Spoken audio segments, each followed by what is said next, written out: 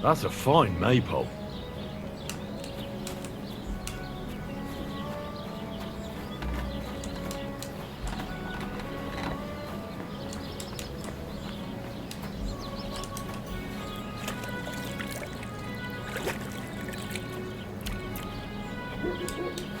God bless. Where'd I? I heard you could use a helping hand at the forge. I could. My last two hands, well, they're not worth mentioning. And what with the wedding coming up, the work is piling up. Ah, what do they call you? Henry. I'm Radovan. You should know, Henry. The blacksmithing isn't for everyone. Have you done it before? Yeah. I basically grew up in the forge. My father was a swordsmith, and not just any. He even forged swords for the nobility. For the nobility, eh? Well, that kind of experience will come in very handy for me indeed. As it happens, I have to forge a wedding present for young Lord Semine. A fine sword. So you'll take me on?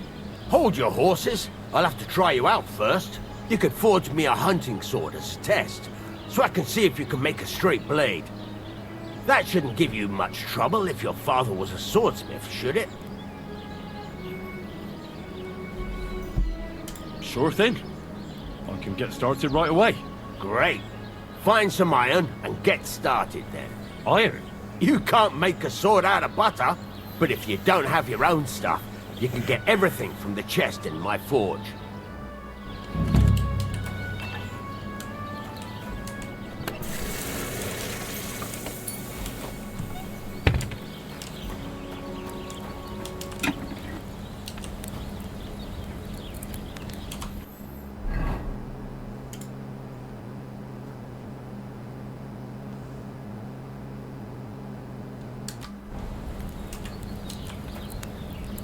Go over to the anvil, and let's get started. Furnace is cold now. Give it a practice try. Some things, like swords, are too long to fit in the fire. You have to heat it up a bit. Try poking it around for a bit. Now get the furnace nice and hot. There's a lever above it. Give it a pull. It works better.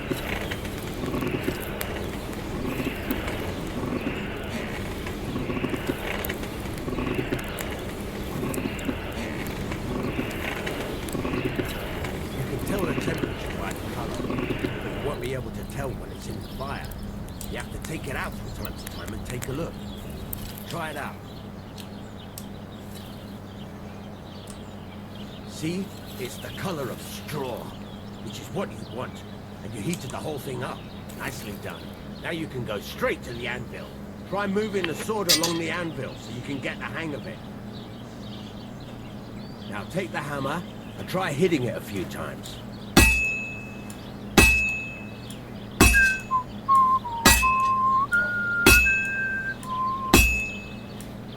See the sparks? That's the sign of a good strike. The more sparks, the better. Also, you can hammer with different degrees of power. A stronger hit will do more, but it'll tire you out faster. Try giving it a few blows, as hard as you can, so I can see how strong you are. That's got a nice ring to it. Of course, if it was all about hitting an anvil with a hammer, any dog could do it. You've got to hammer the workpiece evenly. One hit next to the other. Very nice. You're doing just fine. But when I say evenly, I mean it. A sword has two sides, like a lot of other things, including myself. Turn it over and continue on the other side.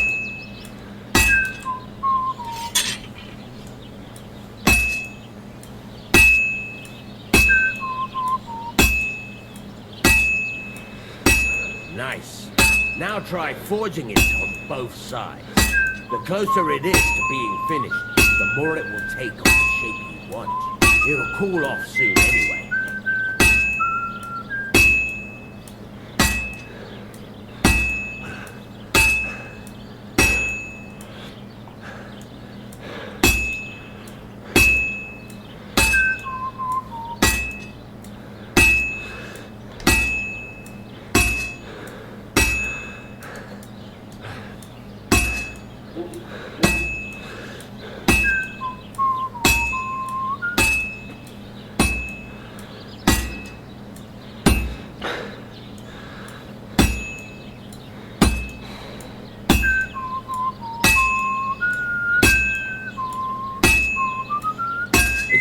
now. You can't do it all in one go. You've got to put it back in the furnace from time to time. Sometimes you've got to go there and back all day. But it's all part of the craft. Now, get back to the forge and heat it all up again, like before.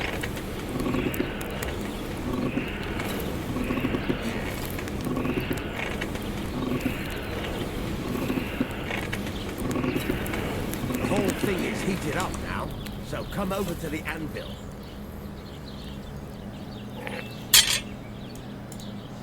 Hear that? Besides the sparks, you can tell a good strike by the sound it makes. Sparks! That's the stuff. See how it's taking on the right shape? That's how you can tell it's almost finished. Now, I've got a piece of advice for you. Hammer to a river. When I hammer, there you go. You've got it finished. All that's left is to temper it, and the sword will be done. The rest is just tweaking.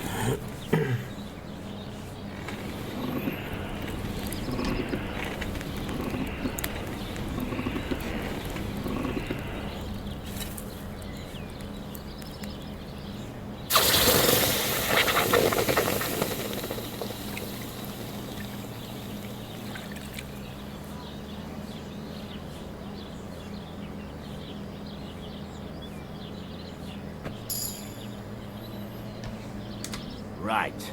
Let's have a look. Very nice work. Your father taught you the trade well. He'd certainly be happy to hear that.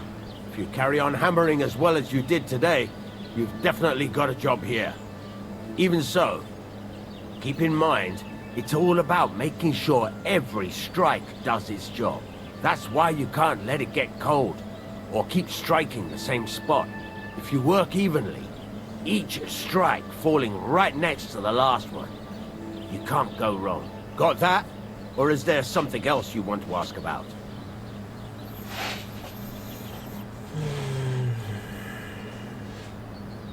No, I don't Thanks. know. That's all I need to know. You can sleep in the chamber by the woodshed. And there's a chest where you can keep your things. And of course, you can use the forge anytime you want. Any questions? What now? What do you think? You're not going to be idle. I'll find you some work to do right away. You're pretty good at swords, but what the locals really need is axes and horseshoes. Right. Here are some simple drawings that show what they're both supposed to look like. And some iron.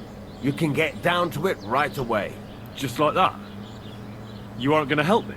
Sacre, lad. I chose you because you already know a thing or two. I'm not going to look over your shoulder all bloody day. You take care of these smaller jobs. Forge away as long as you're able, and then sell it all. Once you've made some coin and feel like being out in the open again, I'll give you some more interesting work.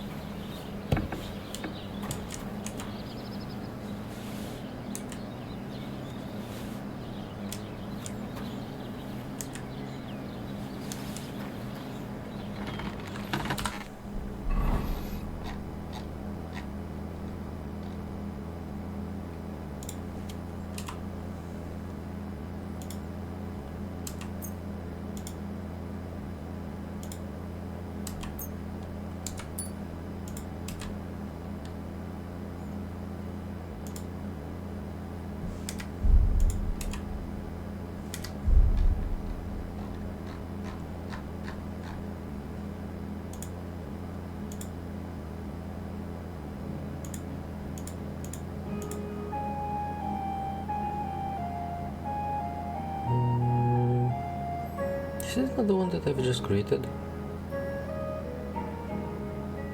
And it has a condition of 80.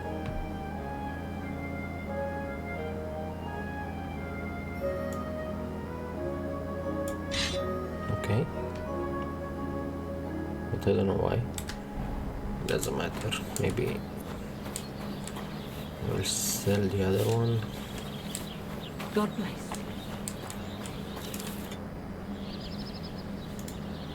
Show me your... Let's see what we can sell here.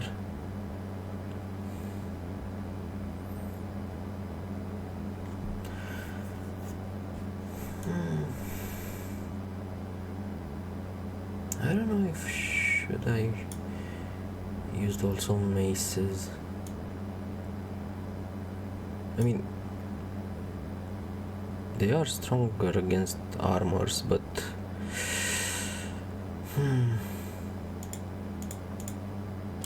let's sell this one.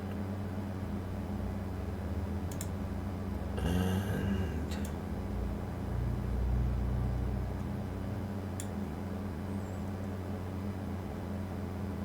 I don't know, let's keep the mace for now. That's it.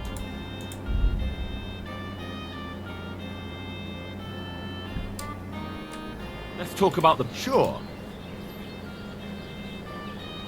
Is this enough? we're getting close. Very well then. Pleasure doing business with you. Take care, Henry. Oh, I forgot to sell the hunting sword. What do you have for...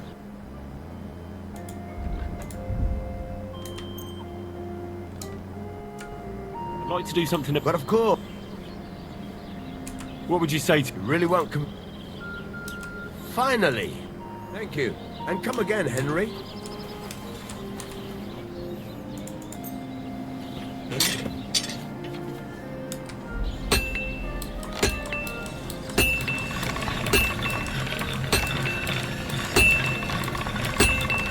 That should do it.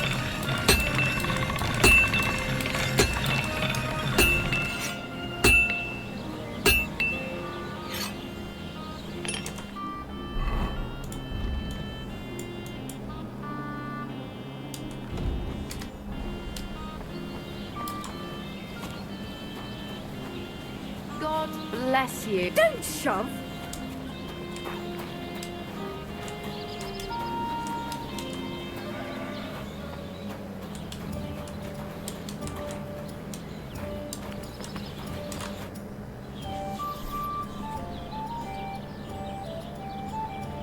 You're having problems with the Jeliovites? Not just me, my friend. They're the biggest bastards around. They've been nothing but trouble for years. The winter before last, they piled snow in front of everyone's doors at night, so no one could get out of their house. And last year, they broke into my cellar and pissed in my beer barrel. Gracious. I hope you got your aim back on them. Not yet, no. But since you're here, I've got a plan you could help me out with. I'd pay you well. You can count on that. You know, this is interesting because the last time that I've played, I went the other way around. So let's see what helping this guy will turn out. What exactly would you like me to do? Don't worry. I won't make you do any shoveling or pissing anything.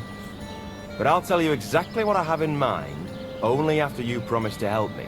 I'd hate to reveal my plan, only for you to go off and tell the Jeliovites right away.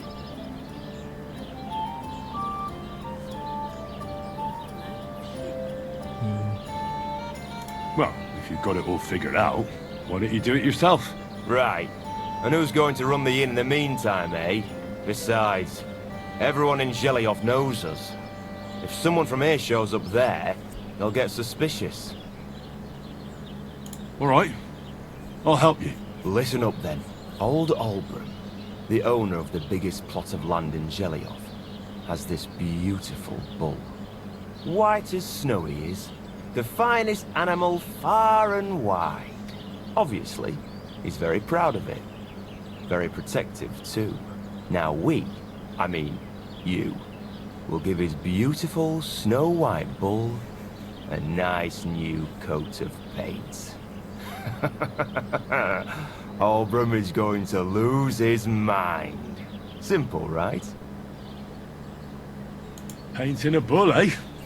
That sounds like fun. Right. We just have to work out a few details.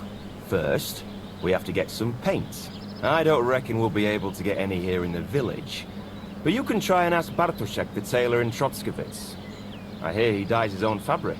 And after that, we'll have to make sure the bull stays still while you're painting it. Try asking Radovan, the local blacksmith. I hear he can make some kind of sleeping potion. If you pour it in the bull's water trough, I'm sure it'll do the trick. But watch out. That beast is enormous. You'd better put at least 3 doses of the potion in there. All right then. Olbram's bull will be getting a new coat of paint. Olbram's going to lose his mind. I can't wait. And remember, it's supposed to be a joke. If you get caught or something goes wrong, the whole thing will be ruined. Right. So I need paint, sleeping potions, and to not get caught. Why do you and the Zhelyov lot hate each other so much, anyway? It's their fault. They keep playing tricks on us. Olbram's the worst of them all. The nasty old codger. He's always coming up with ways to mess with us.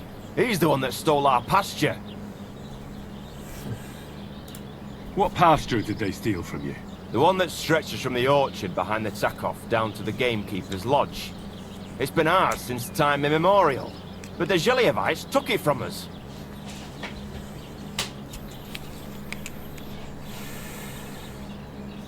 But how did they take it from you? You can't exactly stuff a pasture in your purse and walk away with it. Save the jokes, will ya? This is fucking serious. There's a tree down by the gamekeeper's lodge that marks the edge of our land. My father, God rest his soul, was there when they agreed on it. He got a proper arse-kicking so he'd remember it. And remember it he did. But then fucking Olbram came along, claiming it was the other way around. And that pasture belonged to Zhelyov.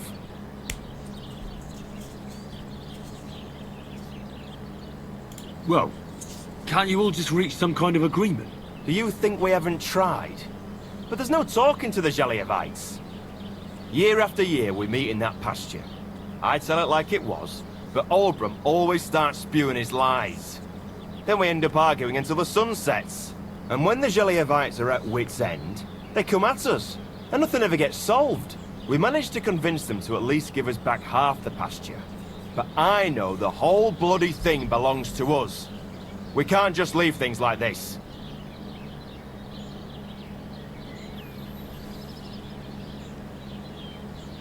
Have you tried asking Lord von Burgov for help? Of course, but he'd have none of it. He said it's up to the Trotskovitz bailiff to sort it out. But the bailiff couldn't care less. He said we should deal with Olbram ourselves, or he'll have us caned and clapped in the pillory. And how did they take it from you? You can't exactly stuff a pasture in your purse and walk away with it. Save the jokes, will ya? This is fucking serious. There's a tree down by the gamekeeper's lodge that marks the edge of our land. My father, God rest his soul, was there when they agreed on it. He got a proper arse-kicking so he'd remember it. And remember it he did. But then fucking Olbram came along, claiming it was the other way around. And that pasture belonged to Zhelyov. Well, that's a tough nut to crack.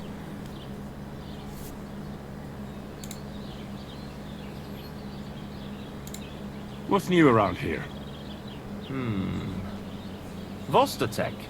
Lord von Beregov's huntsman is a regular here. He might have some work for you.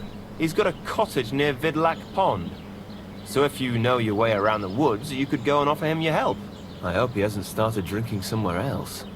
He's my best customer. You could also stop by and see Old Mouth. He's the local storyteller. He could tell you all sorts of interesting things. But only if you bring him some liquor. Don't forget, I have some here to sell, if you want. And that's all I'd say. Sounds interesting. Thank you, innkeeper.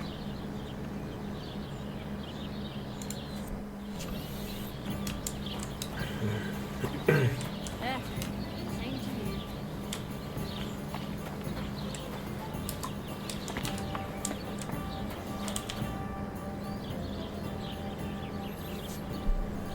I need something that'll put animals to sleep.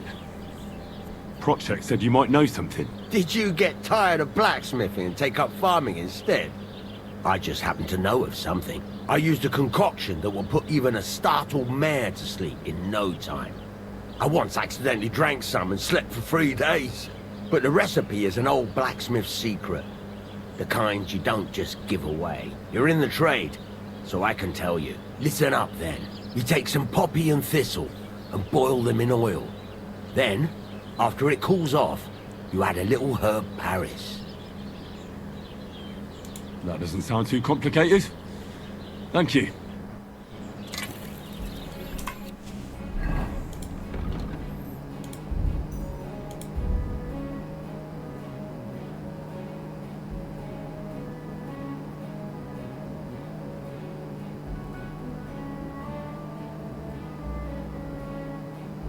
Okay.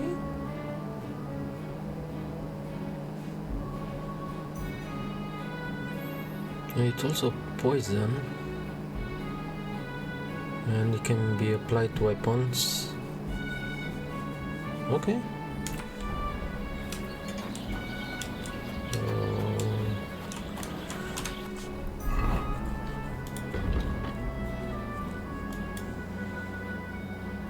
There is also a quest here. Where?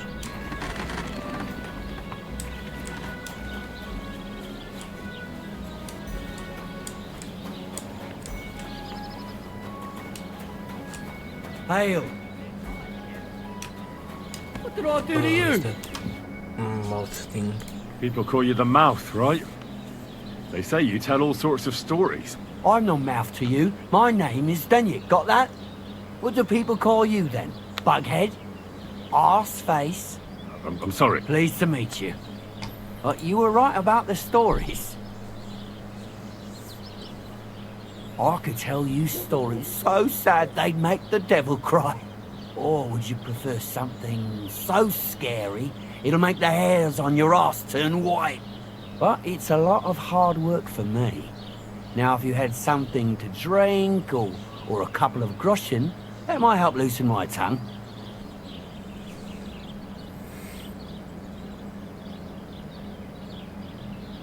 To your health, my friend. Thank you very much. I knew you wouldn't leave me high and dry.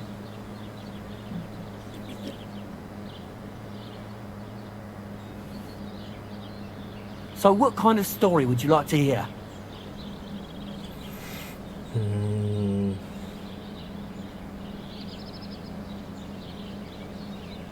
Maybe something informative? Something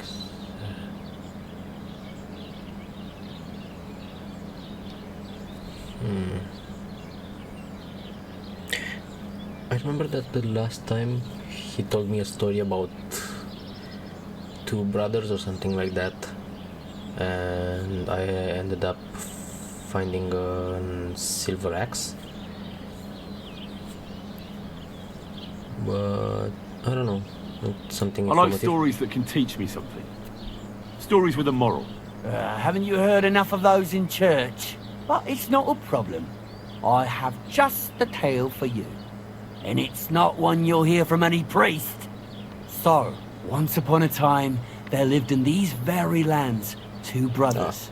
The Okay. older was called Kuba, the younger, Matthias. They were both woodcutters, like their father and his father before him. One day, at the height of summer, they were working in the woods. The air was as hot as a furnace, so Matthias went to a nearby pond to cool himself. But as he was leaning over the cold water, there was a loud splash. His axe had got loose from his belt. In haste, he began to search the muddy bed of the pond, and his hands soon touched something hard and heavy. He pulled it out and could not believe his eyes. He pulled out an axe. Yes, but not his old one. It was an axe made of pure silver. Good God. I'd grab that without a second thought. Maybe you would, but Matthias would never. He was an honest man, and with a big swing he threw the silver axe back. He searched the pond again, and this time he pulled out his own axe. Nothing but dull iron and old wood.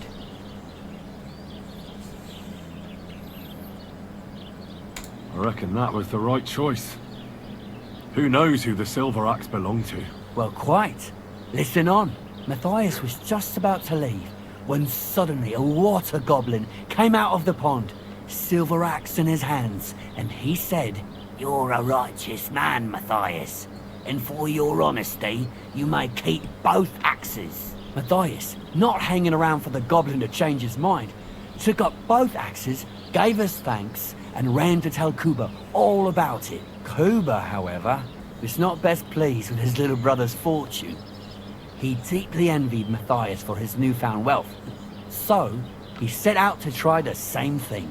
He ran as fast as his legs could carry him straight to the pond, threw his own axe in, and began a pretend search for it. Yet Kuba had no luck. He pulled out the axe he'd thrown in himself, so he tried again. Tricked by sunlight, he grabbed something shiny, only to pull out his old iron axe again. Enraged, he hurled his axe back into the water and yelled, "Fuck this axe! I want a silver one!" But the water goblin heard his shameful cry and was greatly upset by Kuba's greed. So, when Kuba reached down into the water for a third time, the water goblin seized his hand, pulled him down whole to the dark depths, and drowned him. That's so cruel. I feel sorry for Kuba. Aye, and so did Matthias. He went to the water goblin and begged for his brother's body so he could take him home and bury him. But the path back from the pond led over a steep hill, and carrying the weight of the waterlogged body exhausted Matthias. He stopped to rest by an old oak tree, and he used a silver axe to cut off a branch that would serve as a walking stick. But it wasn't enough. Somehow, it was still getting harder to continue up the hill. Then Matthias realized it wasn't his brother's body that was weighing him down. It was the silver axe. The axe was the cause of all this trouble. So he started bashing the silver axe against the big stone with all his might, trying to destroy it. Yet no matter what, he couldn't even make a dent. With the last of his strength, Matthias climbed to the top of the hill. He knew he could go no further, so he found a pretty spot with a view over the valley and dug his brother a grave. There, he buried both his brother and the silver axe that had brought such pain upon them. His final act was to stick the oak branch in the ground by the grave. But lo and behold, the branch grew green leaves and became a tree. The locals have had no dealings with the water goblin since then, but some have had the bad luck to bump into him. And when you walk by the pier, where it all happened, you can still hear his chuckling. That was a very nice story. Story? What story? And a bit long. It's the truth. Why hasn't anyone gone looking for the axe then? Because it brings misfortune. Didn't you listen to me at all? Look for yourself if you wish. Rock Tower Pond isn't far from here. The Water Goblin's pier is somewhere among the reeds. But leave me out of it. I'm fine here with my drink. Take care, Henry.